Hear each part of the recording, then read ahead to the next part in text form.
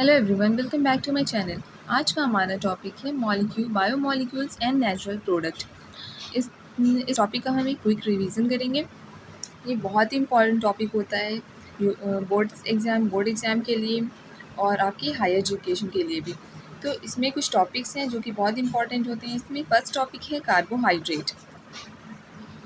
Carbohydrates simply जो सबसे first carbohydrate की डिफिनेशन है वो ये है कि जिस भी कंपाउंड में मॉलिक्यूल्स में carbon hydrogen and oxygen present है उसे हम कार्बोहाइड्रेट कहते हैं।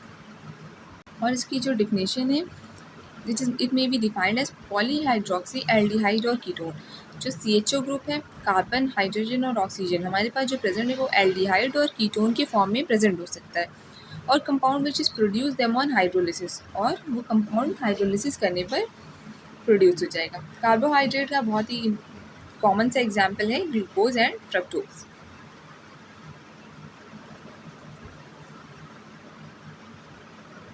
और भी इस कार्बोहाइड्रेट के बहुत से एग्जाम्पल्स हैं, बस ये बहुत ही बेसिक सा एग्जाम्पल है ग्लूकोज एंड फ्रक्टोज। नेक्स्ट, अब कार्बोहाइड्रेट्स को कुछ पार्ट्स में डिवाइड किया गया है। तो इसका क्लासिफिकेशन किया गया है मोनोसैकेराइड, ऑलिगोसैकेराइड एंड पॉलीसैकेराइड। तो तीनों अलग अलग हैं और सबके एग्जाम्पल्स अलग हैं और सबके एग्जाम्पल्स पूछे जाते हैं, उसे लर्न करना होता है। क्लासिफिकेशन ऑफ कार्बोहाइड्रेट, इसमें फर्स्ट है मोनोसैकेराइड,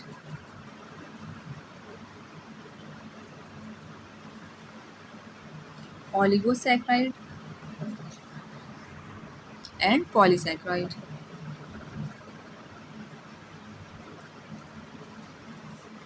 तो फर्स्ट सबसे पहले देखते हैं मोनोसैकेराइड को। ये सबसे सिंपलेस्ट ग्रुप होता है कार्बोहाइड्रेट्स का।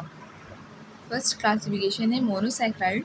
मोनोसैकेराइड सिंपलेस्ट ग्रुप होता है कार्बोहाइड्रेट का और इससे सिंपल शुगर भी कहते हैं। इसका जनरल फॉर्मूला होता है CnH2nOn। CnH2nOn।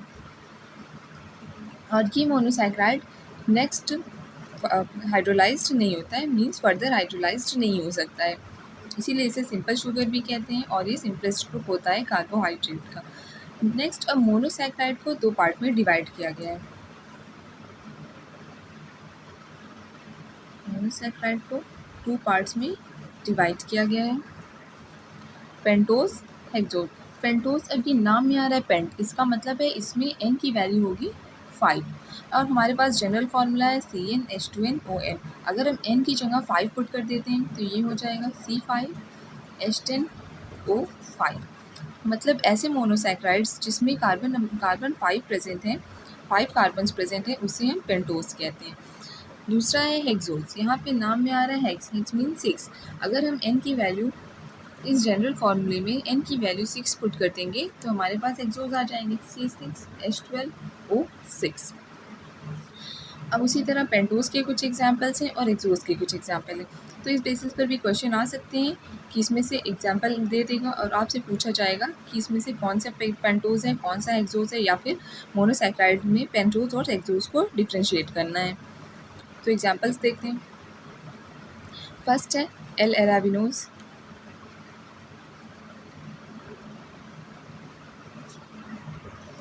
पेंटोज का एग्जाम्पल है L-arabinose, D-ribose, D-xylose etc। और भी एग्जाम्पल्स हैं, इसके कुछ इंपॉर्टेंस हैं जो यहाँ पे लिखे हुए हैं। एक्सोज में एग्जाम्पल्स देखते हैं। एक्सोज का एग्जाम्पल है D-ग्लूकोज, D-फ्रक्टोज, D-गैलेक्टोज एक्सेट्रा। इसी तरह ये कुछ एग्जाम्पल्स हो गए पेंटोज के और एक्सोज। अब नेक्स्ट टॉपिक है ऑलिगोसैकेराइड।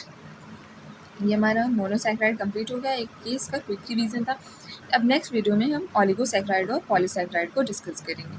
आई hope this video is very useful for you. Thank you so much and please like, share and subscribe to my channel.